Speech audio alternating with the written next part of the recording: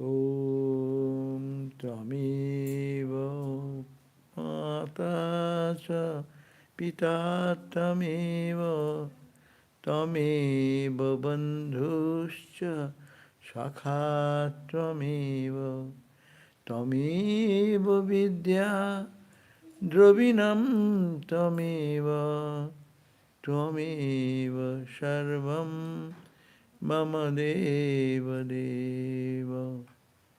Thou my mother, thou my father, thou my friend and thou my philosopher, thou my living, thou my caring, thou art all in all, O God of gods.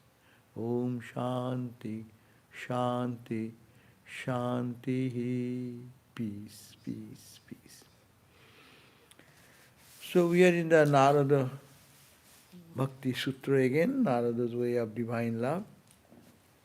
And we are reading verse number 27, which in Sanskrit says that Ishwarasya opi Abhimanu desitvat and Dvaino priyotacha. God also loves two things. Ishvara does not like ego, who has the pride and ego. And also loves those who are very humble. Because of these two reasons, that one should be humble, one should be very free from ego to be a devotee. I think that is the meaning of the verse. And we are reading from this book of Narada's Way of Love from Swami Prabhupada. And we have read that God dislikes egotism. That means that as long as we have egotism and vanity, page 71, God remains hidden or covered with us. The man of God who has attained this supreme love transcends his ego consciousness. But where does it ego go? That ego becomes servant ego. That ego which says, I am something, same ego will be, oh Lord, you are thy master, I am thy servant. Hanumanji used to say, ne? When I am in the body consciousness, dehu buddhya, I think I eat, I sleep, I have weakness, I am struggling, I am happy, I am unhappy. So long I feel I am the body, so I am dasoham. I am your servant. Oh Lord, you are the master. No? So another mood comes, jiva buddhya, another state comes. That's a different mental state. I am the jiva, you are the, what is called the cosmic Brahma. So Paramatma. I am jiva, Atma, you are Paramatma. So I am a part of it, I am not separate from you. Master and servant are separate, no? He has no ego, but that ego is centered around God as a servant. Hanuman said, I am your servant when I am in body consciousness. When my mind goes into the jiva, I am an individual soul, you are the cosmic soul. Jiva buddhya tad angshaka, I am angsha, means a part. A conflagration of fire, and I am a spark. Spark is also heat and light, and this is also cosmic heat, bigger heat. But I am a part, I am not separate. And Atma Buddhya, when I think that I am the Atman, not the body, not the mind, not the self, Tami Baham, you and me are one. Huh? So here the first point, it is a bhakti book. Bhakta does not want anything. He wants to be servant of the Lord and stay in the life in that way. So that's why we read that the disliking, here egotism means As long as you have egotism and vanity, God's grace does not come. If it comes, it does not stay with us. Even God's come. Suppose the example of the high mound. If the rainfall comes, what will happen? Rain comes. It drizzles down. It does not soak there. But it will be there when it is low ground. So grace of God to hold, we need to be humbled. So that is the idea. It is egotism is no place in bhakti, and humility. Bhakti demands humility. Daso, daso, daso. Aham nohang, nahang, nahang. Ramakrishna says, nahang, nahang, tuhu, tuhu, tuhu. O Lord, not me, but thou, and thou, and thou. No? And he gave the example. What? What example? Says that, see, the cow is so good. It does so much good things, but he suffers. Why he suffers? He gave an example, gross example. He has, when he stays, he says, hamba, hamba, hamba. No? The cow naturally, that is their way of expressing themselves. And Ramakrishna said, that's what he's saying. I am that. I am. I. See, because of that hamba, aham, I. See, what is his fate? Its fate is so miserable. Because people take him, that cow, the bull, for tilting the ground, no? Or it is a ordinary cow, then even they use in the villages to tilt the ground, milk it, no? And then when he cannot go, then beat them, no? And then after that, when they become old, they butcher it, they cut it, eat the man, no? So, and not that does not end, because I, hamba, it becomes then, it goes to the, what you call those people who makes the quilt, they make the cotton become what is called puffy. And that they put into their mattress or something like that. And how they do? They create out of the string, they create a string of his,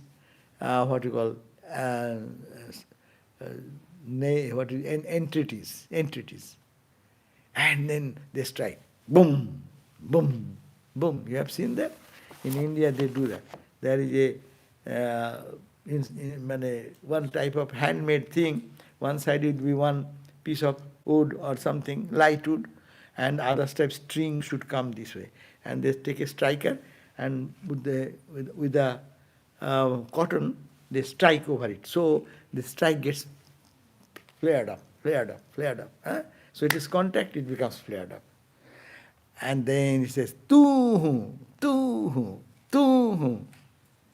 So the cow gets released because he's saying, oh Lord, not me, thou art everything, you are everything. That's the release of freedom from the bondage.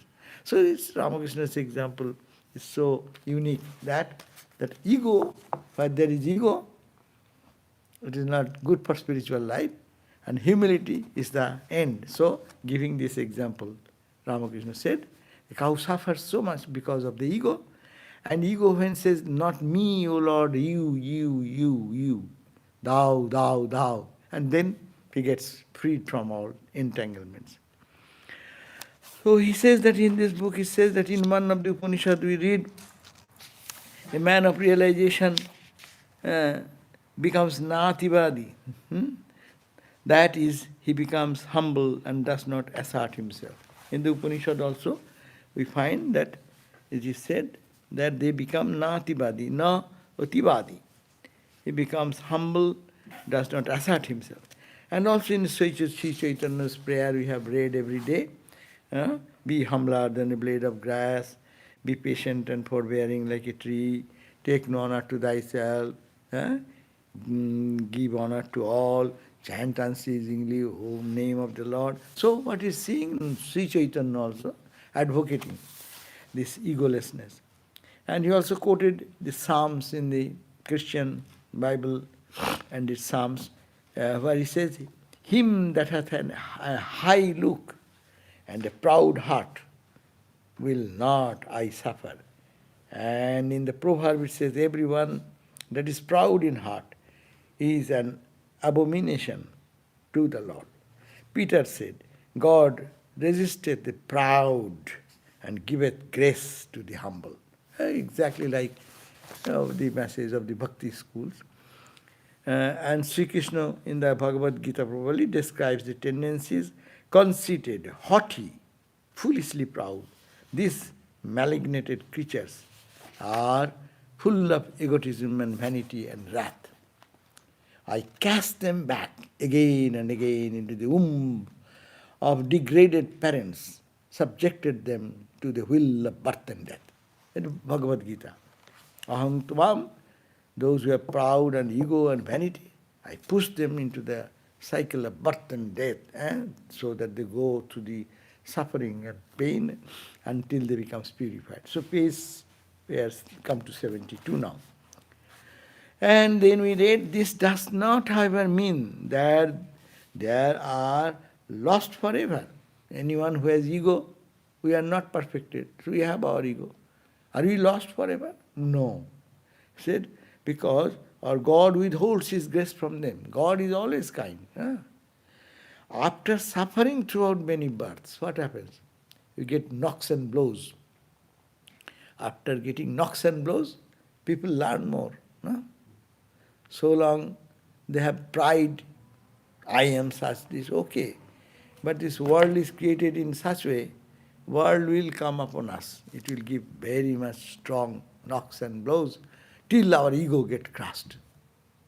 And then when we go to God, then the cycle of birth and death is gone, because His grace now can find place to act on the life. So the noble characters, the love, the grace, the blessings, all will be able to absorb in the life when one becomes humble and pure. Ego, it is the ego that keeps them blinded. It is true that both experiences of happiness and misery in life are great teachers, but misery is a greater teacher. In life, we all go through suffering, misery, joy, pleasure, opposite, pleasure and pain, suffering and... But misery sometimes teaches us more, suffering teaches us more. For when a man is in the depth of misery and finds no way out, then it is that he turns towards God, knowing that God alone is the refuge. Actually, when we turn towards God, no? When every door we find that all doors are shut down, no? Suppose someone in, I have some disease, where I go first? I go to doctor. And doctor says this test, that test, and give this medicine, this and that. A point sometimes come, the doctor says, I cannot do anything. Nothing can be done now. Then where you go? When everyone says, no, I have no, even I am kind to you, you want to help you, but I cannot do anything. Your system is not taking anymore. Lungs is failing or heart is failing. No? So there comes a surrender. And that surrender you go to, the devotees go to that point to get that type of experience, surrender themselves to God. So in life sometimes we are afraid of misery, suffering. Who wants suffering? If anyone in the world is there, hey, I like suffering, let suffering come to me. Few people. Rabindranath Tagore, the holy people, they are those who are spiritually illumined. They will, give me more suffering. Who said? Arjuna's mother, Kunti. He said, oh, give me more suffering if you would like to give. But give me the strength to think that you are with me. I don't care for anything else. See? That's why it is misery is not misery. Because that gives a disgusting attitude of the world. That world cannot give me what I want. Only God can give. So that brings us to surrender. But not that we should ask, okay, oh God, give everyone suffering. No, not that. But when suffering comes in our life, if we can take it in that right attitude, then boom, it's done. So, a man in the misery is greater teacher. For when a man is in the depth of misery and finds no way out, then it is that he turns towards God, knowing that God alone is the refuge. God is not partial to anyone, nor does he withhold his grace from anyone. But as Sri Ramakrishna says, on high ground, Sri Ramakrishna says, on high ground, rainwater does not accumulate. Similarly, the grace of God is not felt by a proud man who has a high look. That means they are getting the grace, they are receiving the grace, but denying that. Therefore, to receive the grace, we should be ready to open ourselves. How? By being humble to God. By totally egoless, trying to be egoless to God. So in the world, probably you will have to show little of your ego. Otherwise, people will smash you by your feet, no? By their feet. What you call doormat. They will make a doormat of them. That don't allow up to that. But it should be to God, yes. Oh Lord, I belong to you. Please give shelter. Let me feel your grace through all the suffering and misery and pleasure and pain, whatever happens, let me feel your grace. So that only comes when ego has reduced. With my ego, I can do. I give the example constantly.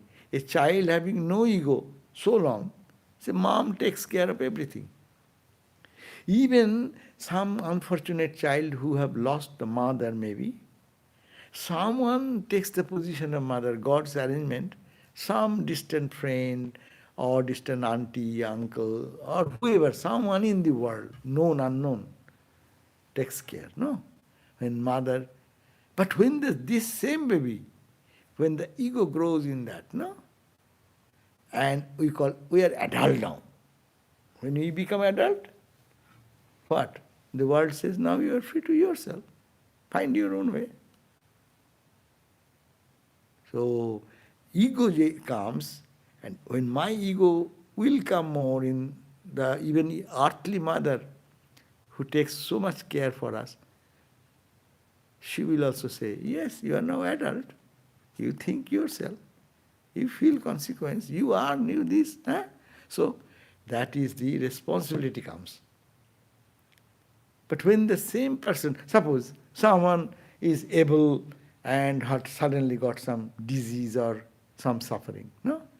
Or some odd situation with the health condition, mental condition, and ego become helpless, see? Again, everyone's attention goes, poor guy, he's in this trouble, we should all help. Even we find many stories that a person is in deep difficulty, and some person who feels the suffering of that because he is helpless.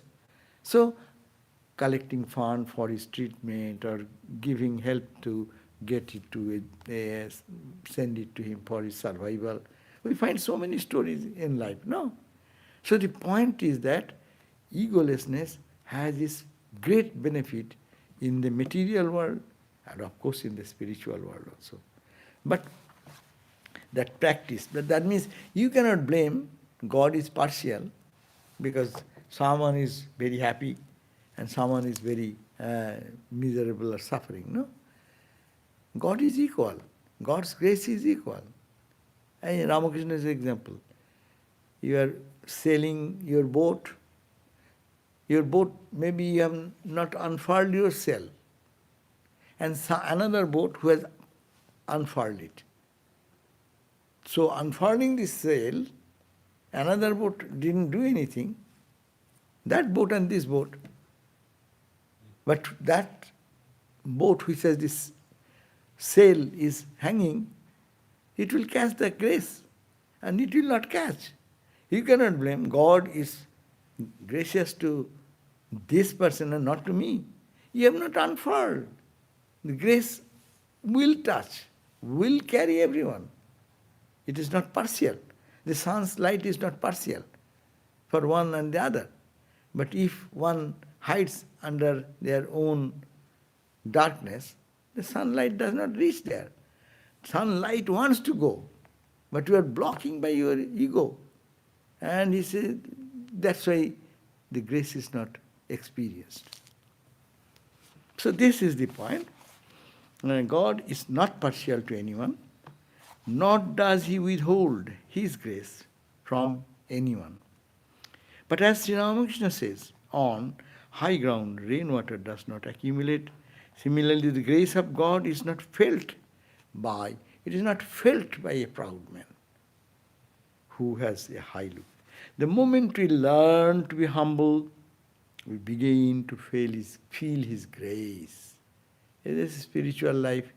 Those who are leading the spiritual life, sincerely practicing, they will give a testimony. Whenever we can become humbled, whenever anything bad or good comes, you go and surrender to God. You can feel that someone is there in your heart who listens and makes things easier. Which is uneasy and unbearable, he makes it bearable. So that is the presence. God's grace is there. Only we have to tap it by surrendering to it. That's why Hari Maharaj Turiyananda, surrender, surrender, surrender, surrender to the Divine Mother. Why are you thinking so much? Surrender to Mother. Who is saying Brahma Jnani par excellence? Turiyananda. That is the point. But this meaning of this egolessness is to be understood. That meaninglessness means, yes, I am not worst guy, but I am not open to God's grace. So how I can open myself towards God and focus there so that the other things becomes insignificant. When Sri Krishna describes how he subjects those of demoniac nature by saying, I put them to the wheel of birth and death, so that they may learn to devote themselves to him. The meaning, why said God says in the Bhagavad Gita, I put them to the wheel of birth and death. Why he puts in the wheel of birth and death? He will be disgusted. Oh my God, life is this. I don't want. Where is peace? Where is peace? Where is peace? No? Where people go for searching peace. First they try in the world to find, no? With friendship, with money, with enjoyment, with fun, with this. Right? And when they get frustrated in one point, they try in another area, in another avenue, another avenue. And when all the avenues are closed, where do they go? You will have to go back to home. No? That is our eternal home, God. That's why he has said that it is when Sri Krishna, the Lord himself, says so, that I put them to the wheel of birth and death, meaning so that they may learn to devote themselves to God, to him. He is not contradicting himself. For he says elsewhere, Bhagavad Gita says, my face is equal to all creation, loving no one, nor hating any. I, God, am equal to all. Name dessosti na priyo. I don't hate anyone. Name priyo, I like it. We human beings have likes and dislikes. I like one person more rather than the other person, because I have my imperfection.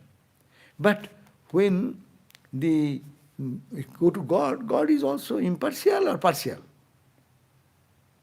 God's face is equal to all creation, loving no one, nor hating any. So you said, I cast them to death again and now you are saying, my face is equal. Is it not contradicting?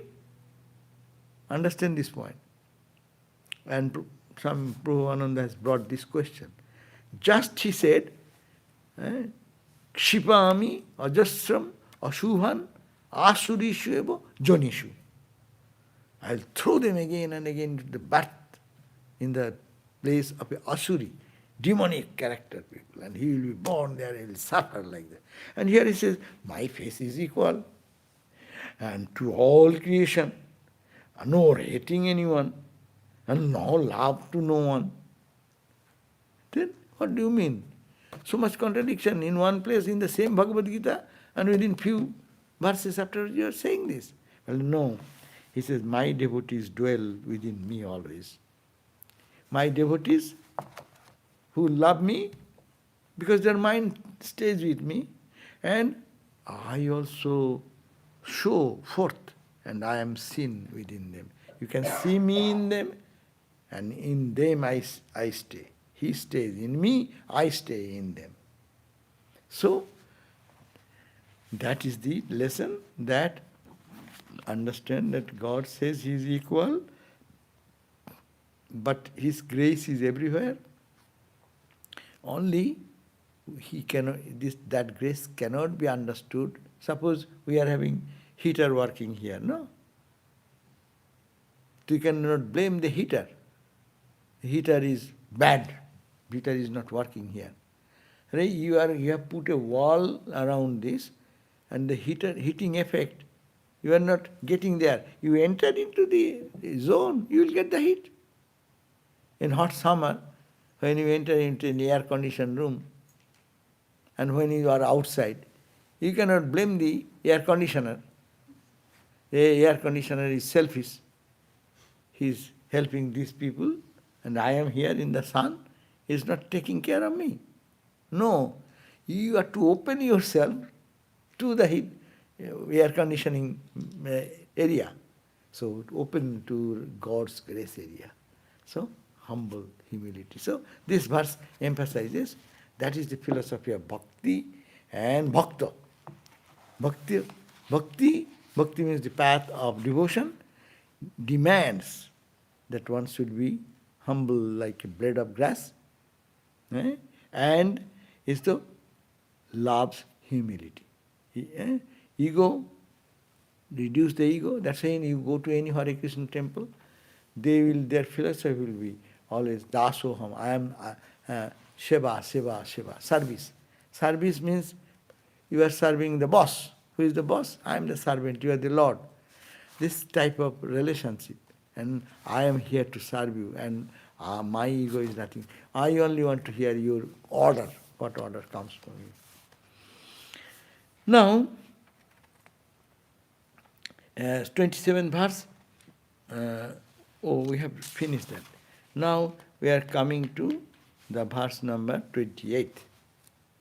What it says? Tasya jnanam eva sadhanam iti eke. Now, some school of thought, some sages say that to reach this bhakti, you need to practice jnana, discrimination, analysis, long. By doing that, your mind will be pure, then you will be ready to open yourself to God. So, what is the truth and untruth? You have to analyze that. So therefore, some are of the opinion, AK means some people, some school of thought says that knowledge is the means to attain the bhakti.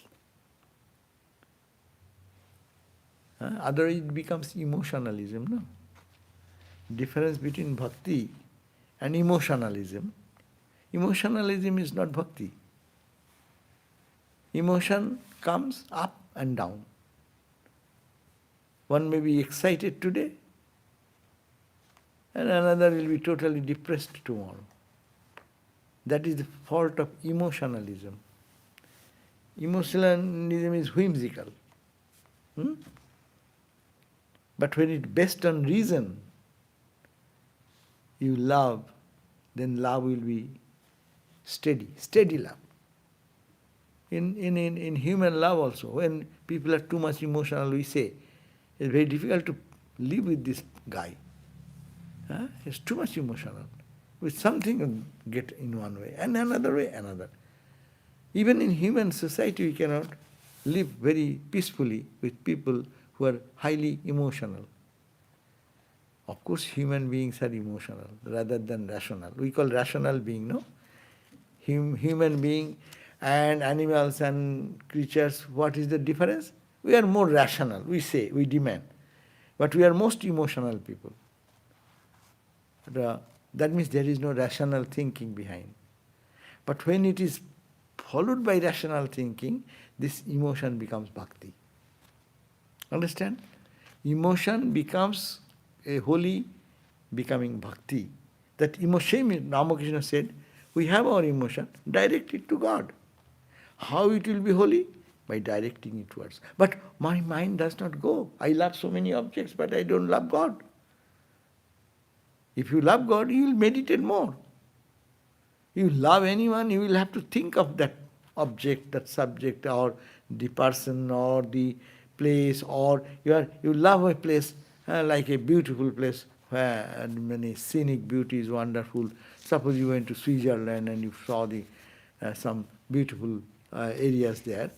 Your mind will say, oh, that is a good place, that is a good place. No? Because you have seen that and experienced that it is better than other place. With that knowledge, mind goes there.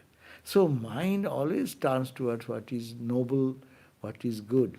But emotionalism, it is love at first sight. That's called the emotionalism. Not analyzing what is in the digging the ground. And when you dug the ground, they say, oh my God, he is such a crude person, he is such a rude person, he is such a nasty person, I didn't know. See, that's the emotionalism. So here, therefore, to have a bhakti, some philosophers in bhakti school, they say that you should have knowledge is the means to attain bhakti. What is knowledge means? Simple knowledge means what? Knowing. Knowing means what? He is superior. That's why you love. Who will love less superior or inferior, giving up what is superior? If I am available to get a gift of, say, $10,000, and I am available also to take $100. So who is a fool to go to $100? If he knows $100 and $5,000, the difference is there. You have to, it's much bigger than $100. If to the child you can befool them that this or that, and they may take wrongly because they have no idea that this is higher, this is lower. So in spiritual life also, we always make a wrong choice to love something, and this is imperfect. Like $100 comes with some other sweet and all this candy, if you tell, money will be less, but you will get the perks. That's what the mind imagines. And that is not proper analysis. That the childlike mind, childish mind. Childlike mind is intelligent mind. They are intelligent but behave like a child, no? Like Brahmagyanis. Childish is foolish. He has no sense. He does not know. He cannot analyze. No? He sometimes makes the wrong choice. Where we can get this, look at that. We are all lacking proper analysis, knowledge.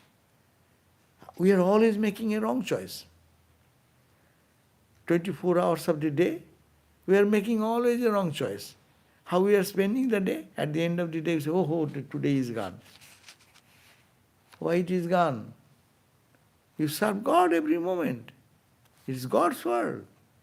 So who has kept that awareness? That's the knowledge. If one has kept the knowledge, then that knowledge would have given him total or her total satisfaction. Oh, today is a blessed day. I utilize it best way. No? But most of the time this knowledge is not there. Though we are working for God, we say, but really you feel void here whole day. At the end of the day, oh, today is gone. Arey, what did you do from morning till now? Every breathing you did is for God. Actually, this is God's world. You have nothing of your own. Your body is not your own, mind is not your own, your wealth is not your own, your dress is not your own. Everything has been given by God. Food is not your own, your home is not your own. But we get deluded. We could have thanked for everything. Oh God, okay, I'm thankful to you because it is you, it is yours, it is you, it is yours. Me and mine, not thee and thine. It is your, and not. But this analysis is not there. That's why here, this knowledge, don't take that knowledge to be the supreme knowledge. You are not to know, I am Brahman. Then you start bhakti. Not necessary. Here bhakti says, here of course knowledge does not refer to the illumined knowledge of God. Someone realizes God. After realization of God, you don't need to practice bhakti or dhyana or karma or anything. So, knowledge which is identical with the supreme devotion. Supreme knowledge and supreme devotion are same. Here, in this verse, Narada is not saying about that type of knowledge. Highest knowledge, K, if the K knowledge, K is capital, that is the Brahma Jnana. But this is knowledge what? Knowledge here means understanding of the reasons why we need to pray or devote ourselves to God. Even in our working situation, we are not, that means he's talking about us, who live in the world, not have attained the highest knowledge, but they have this little knowledge that God is the source of all joy. God is my goal of life. Whatever I am wrongly looking at to be good for me, they are all temporary. Like this type of thought and thinking continuously. So, knowledge here means understanding of the reasons why we need to pray. Why we need to pray? We should understand. Because we can pray to everyone, fall at the feet of everyone, but no one can give me peace. Today he may say a little good, tomorrow he will be giving a blow. Therefore to go to God. So this knowledge, this is called knowledge here. Here regular or behavioral, transactional world in which we live, for that knowledge, that world cannot give me the peace I want. Only God can give. There has to be some knowledge of the goal we wish to attain and of some idea or ideal of God and of how in God alone there is the fulfillment of life. That is to be understood. That is the knowledge. How bhakti can make us rich in our life. It can feel our heart soothing, peaceful under all circumstances. No? Suffering comes, disease comes, health problem comes. I know God is there, He will take care. No? Surrender, surrender. And He is my only abode. If He wills, everyone will serve me. If He does not want, no one will come to me. So let me go to the root. That example, that story, remember. Ramakrishna said about that story. The King Akbar, the greatest Muslim king in India, he was praying to God. In his prayer, he was praying, "Oh Allah, give me more land, more property, more wealth, more expansion of my kingdom, so I can do good to my subjects." He's a good person. And a fakir, a wandering Muslim fakir, is called fakir. He came, people used to go to kings, and kings would give some money, something like that, whatever they need. That was the way. He went to first asking something from him, some money or some physical assets or some money or property or something. And when he entered there, he saw that the emperor himself is calling upon Allah, saying, "Oh Allah, please give me this, give me that, give me that." And hearing that, the fakir started to go back. And the emperor was kind and very noble, so he indicated that, stop, don't go. Because I am praying and you came to ask for something, but you are going away. So he indicated to stop. He stayed. And when prayer is over, then the emperor came back. He said, "You holy man, you have come. Why are you going away? My door is open for you. This is a place for all holy people to have anything you want. My treasury is open to that." He said, No, not for that. I came, I have some needs, earthly needs. But I came to you and see, I am coming to you, you are begging to Allah. So why I go to Allah? Why I should go via you? I should not beg to a beggar. You are begging, is it not? You are begging and I am a beggar. So you want to, why shall I beg to a beggar?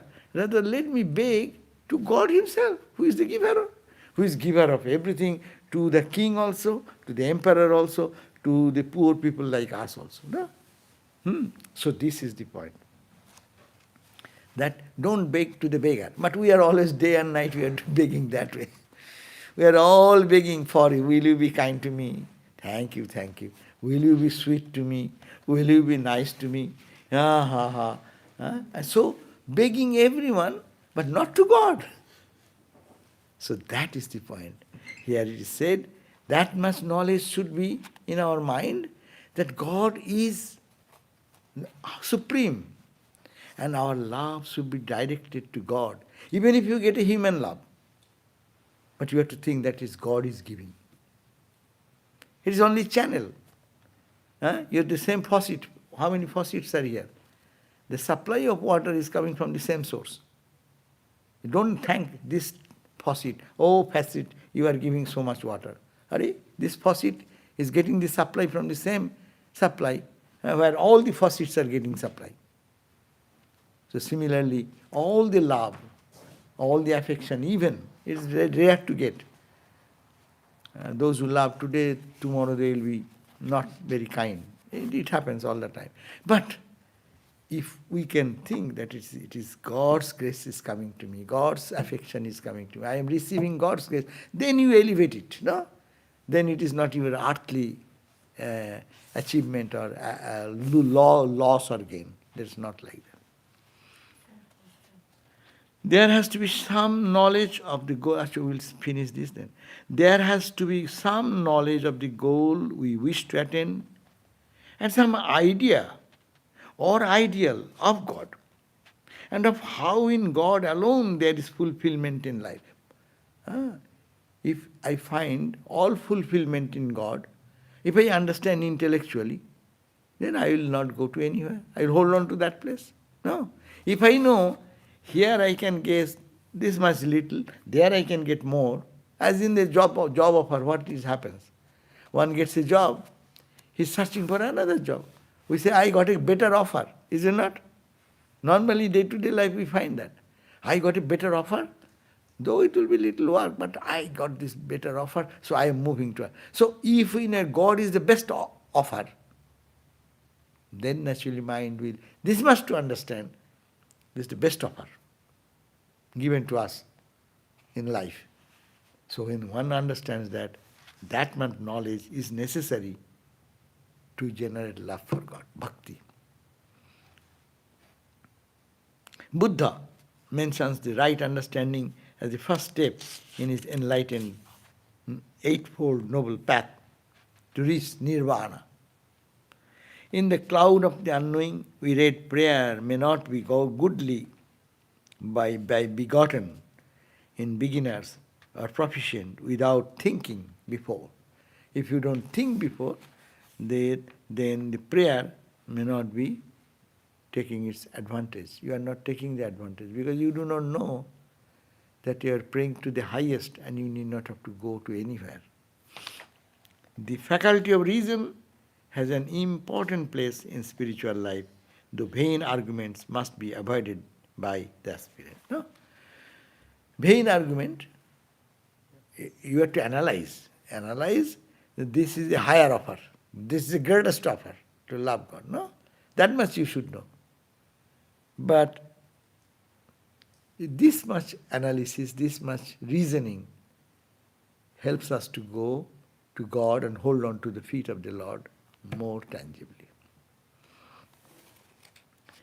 29 verse. 4 questions. Okay, so we can go to the question then. Quickly.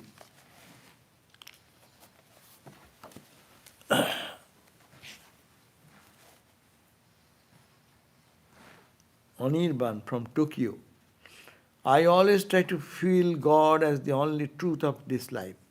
But sometimes a kind of feeling comes that God is just another thing in this world. How to overcome this feeling? That's their saying. We have to listen to the holy people and then look at their life, how they have depended on God and God alone. So how many great saintly people have lived in the world and they depended on God and see the fulfillment they achieved. So we'll have to try again analyze what this world can give me, what this house can give me, what this money can give me, what this wealth can give me, what this friendship can give me. Is it not God's friendship much stronger and stable? So we have to always analyze and pray to God also. I would suggest we should have to pray to God, oh God, oh Lord, please give me that feeling that you are in my life everything. As we just started our prayer, that, oh Lord, you are my father, you are my mother, you are my friend, you are my philosopher. No? And there is nobody other than you. Tameva sarvam. You are my everything, O Lord of Lords. So that, every day to pray and use our intelligence that others cannot give that peace eternal. Then no one would have come to God. Look at the saints and seers of all religious tradition. So they have experienced this, so I will also be able to follow their footsteps. So question 1 is that. Second question, is it possible that the spiritual progress made in the past lives be hidden in this life until a certain point and then through God's grace become prevalent suddenly? Yeah, that also. We find in many devotees' life, no? They are not having much knowledge about God or anything. He was leading a different type of life. And suddenly, one incident, meeting one friend, going to some place, listening to something, a transformation came. And then they become very deep spiritual personalities. That indicates, yes, the past life's good karma bring the mind into that environment. And then spiritual practice starts from there. That's why you find that we are all born maybe the same year. How many people are born? Someone have realized God already, no? Someone is much absorbed, someone is less absorbed, someone does not care for God. To account for all these states of being, we have to accept that yes, there is that some past lives good karma or good practice has happened. In between some fall, we may have sometimes stripped from that path. That's why so many years went away, and suddenly, like a sudden explosion, people feel the presence of God, or to turn totally into God consciousness. God's grace. Yes, our good karma is also. You are right. Is it possible? Yes, it is possible that the spiritual progress made in the past lives, that's hidden somewhere in us, in the mind, no? And it was waiting to a certain point of time, and then it opens up. It is like a spring. Sometimes spring is covered with a stone, and the spring is not found. Natural spring.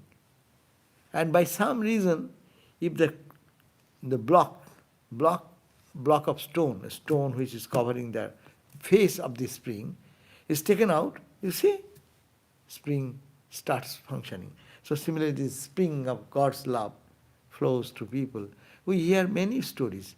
A Billamangal story, he was too much attached to lust and greed, and he used to go to prostitute every night. Her father died that night also. He finished his father's last rites, and then he swam the river, and didn't mind it is raining, no boat, but went to that lady. And seeing that condition this lady gave, he said, yeah, you are running after flesh and bone only? Had you given this much love for God? You have realized God? Boom! And that one word, he became the saint, Billamangal. And then he left and became a monk. There itself. So how will you explain? There was something was hidden, with some bad karma was maybe somewhere, or whatever happened. But we should not wait for that. It is an extraordinary example like this. So, yes. Mahakali, or maybe who is writing us, then Mahakali probably is the nickname. I fantasize about non-existence and feel a deep connection to Kala Bhairava. The ego wants to die. However, a poisonous spider nearby shows me much underlying fear. I have no living form in my physical proximity as a source of direct faith, living Guru. I find it difficult to draw on the formless for faith without having been touched by a form. How to reconcile? That means how to reach that formless? Unless you get through the form.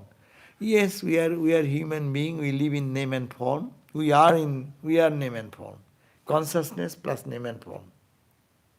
So I am to start to see God, the cosmic consciousness, with a divine name and form.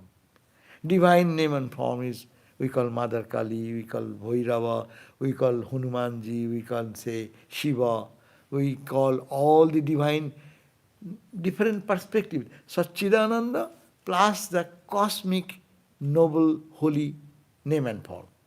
So, as I am a name and form, but behind me is also consciousness. So the cosmic consciousness with the divine form and name, Shiva, Kali, Durga, different names in different religions may be different. Even we call avatars, Rama, Krishna, Christ, Buddha. So we need to hold them. That's why we can relate. Name and form, seeing some name and form. And by praying and praying and praying, then what happens? That you then become tuned to that lower imperfected name and form. Seeing the perfected name and form gets purified. And when that will be purified, then the same Mother Kali will appear as cosmic consciousness. Same Bhairava, where you see that deep connection, I feel a deep connection, non-existence, fantasize about non-existence. Better not to think of non-existence. At Vedanta we always take a positive look. It is existence. Non-existence is also a philosophy, but better to take this route. As a result, existence, Brahman plus name and form. Existence here also, name and form. So name and form can think of name and form. Lower name and form can think of higher name and form. By that way we get up into that realm, and then we become like that, and that leads us to the consciousness. So we should have to practice this, I think. All name, yes, we need to reconcile this, that this will lead me to the ultimate goal of seeing the divine everywhere. Any more? Anything is there? There is third question of Anirban. Where is that? How to truly, another question, how to truly realize anna asrayanam tyagaha principle in our lives. That we have discussed. On his question is how to truly realize anna asrayanam tyaga. I have to give up surrendering to other objects and take refuge. We have to refuge in taking God. Acha, how we'll do? First of all, if we believe, then the problem is solved. But I don't believe it. Okay, you then trust the world, trust a friend, and you see how much it works. We get the stories, many friends are good friends. Huh? But when you become penniless, that good friend never looks back to you. So where will you go? Therefore, how to truly realize Onna Asraya? Onna Asraya means surrendering to other things. Taking refuge in all other objects of the world. Tyaga, I have to give up. How shall I give up? Either you can learn, you can hear from somebody and learn. Few people hearing something can learn. They are advanced people. Don't put your finger into the fire. If someone says, a baby learns. Intelligent baby may be learning because they may have sense. But unintelligent children, they will put their finger and burn and then say, oh, no, it is not, it will burn. Huh? So similarly, the holy people in all the texts saying, Bhagavad Gita is saying, Upanishads are saying, last what Ramakrishna is saying, Bible has said. So wherever all the great people whom we respect, they are saying surrender to God is the best. If I hear that and my mind resonates, you are done. You are at least in a position you can understand that. But the problem is that I don't understand. Still I think, oh this problem, I could have solved by going to this help, taking this advantage, taking that advantage. You can do that temporarily. But a time will come, these people whom you loved, whom you gave, whom you do everything, they will turn back. Then where shall you go? Onno, other, asraya means the place of refuge. To give up. How to give up other refuge? We will go to the refuge, take refuge there first. And then ultimately a time will teach us that God is the only refuge. Other refuge, or those godly, they can give me more support. God or godly people can give me more support, lingering support. But if you see, there is no godly aspect, that cannot support us. Very flimsy. That's why he even says, your heaven cannot give you perfect peace. In the Katha Upanishad, Plavahiyete adrida. The plava means the float.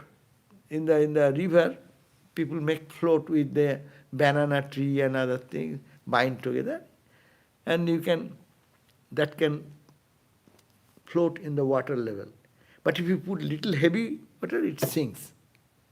So, the Katha Upanishad says, you can go for karma kanda, you can do good charitable activity and get good name, fame, but they will not give you, sustain you with eternal happiness, eternal peace, support. Support is very flimsy. It supports today, but tomorrow it goes. So God is to be, by our experience, I think that will come how we try to find our solace in the objects, material objects, or with people, with money, with building, with house, with big house or small house, becoming rich or controlling others, big leader, but that peace will not come unless we reach or take refuge in God. Okay, thank you all. So, I think it is done. So, we'll now end now, and our next class today will be at 7:30. Will be for the Bhagavad Gita. One thing, no, sorry. uh, today will be the nectar of supreme knowledge. And just to announce that, oh, there is somebody from India also. And also from other part. Anyhow, so the Mother Kali puja will happen, but you will enjoy from your home, though we all wish that you should have come here, but there is no opportunity for us under the pandemic situation. It is growing, so we don't want to take risk of your life or neither of others' life. So please be in your home and enjoy the Kali Puja on the 14th, Saturday. It will start around 10 o'clock and it will go on as usual with the home of fire. It will end around what time? 2 o'clock, 3 o'clock, like 3 o'clock at least, like around that time, 2 to 3 it will end. So please enjoy. We are very sorry that this temple will not be given for other devotees to come in, only for that risk. No? So, but you will be able, you can see every thing going on here through YouTube, and we will send the link, of course.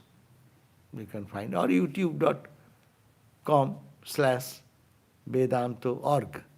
That will be enough, is it not? Good. So, Vedanto.org, no dot in between. YouTube, Vedanto.org. So, we will be. Thank you all, and let me end. Om Shanti Shanti Shanti Harihi Om Tat Sat Sri Ram Krishna Arpanam.